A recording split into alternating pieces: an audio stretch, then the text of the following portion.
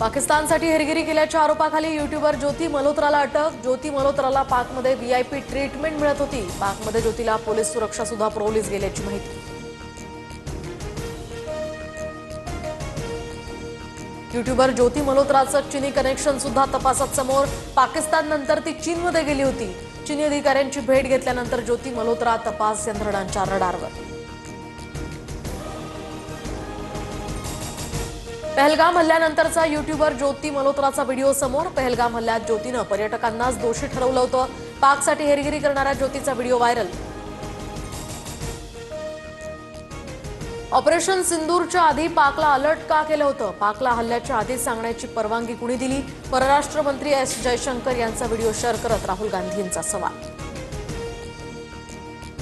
Operation सिंदूर सुरू झाल्यानंतरच्या पहिल्या टप्प्यात पाकिस्तानला इशारा दिला होता। तथ्य पूर्णपणे चुकीच्या पद्धतीने मांडलं जात आहे।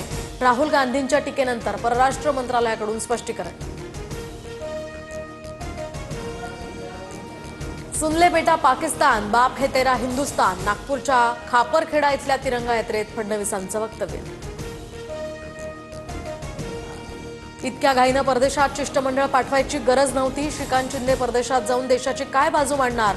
खासदार संजय राऊतांचा निशाणा।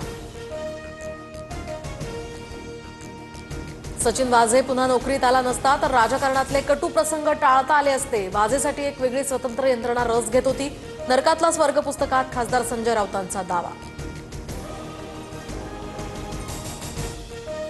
मला नरकाचं माहित नाही, स्वर्गाचं असेल तर सांगेन। राऊतांच्या नरकातील स्वर्ग या पुस्तकावर अजित पवारांची मिश्किल प्रतिक्रिया।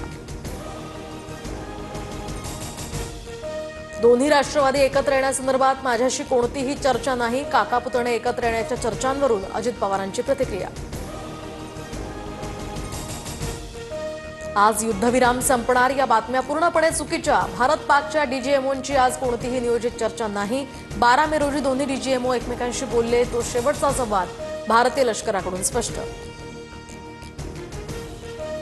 बदला नहीं न्याय किया, भारतीय लष्कराकडून आता नवा व्हिडिओ प्रसारित।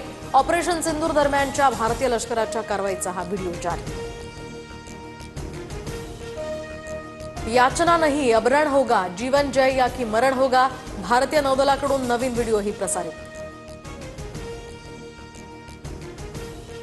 पाकिस्तानकडून आता जगासमोर खोटं बोलण्याची तयारी। पाक आपली बाजू मांडण्यासाठी जागतिक मंचावर शिष्टमंडळ पाठवणार। ऑपरेशन सिंदूर नंतर बिथरलेल्या पाककडून आता भारताची नक्कल। रूसी गुप्तचरांकडून लैंगिक प्रकरण, ड्रग्ज, ब्लॅकमेल या प्रकरणांमध्ये मस्कला गोवण्याचा कट होता। एफबीआयच्या माजी एजंटकडून एलॉन मस्कबद्दल मोठा दावा। अमेरिकेतील कॅलिफोर्नियामध्ये हेल्थ क्लिनिक जवळ स्फोट। कॅलिफोर्नियातील स्फोटात एकाचा मृत्यू तर 5 जण जखमी। एफबीआयकडून हा दहशतवादी हल्ला असल्याचं स्पष्ट।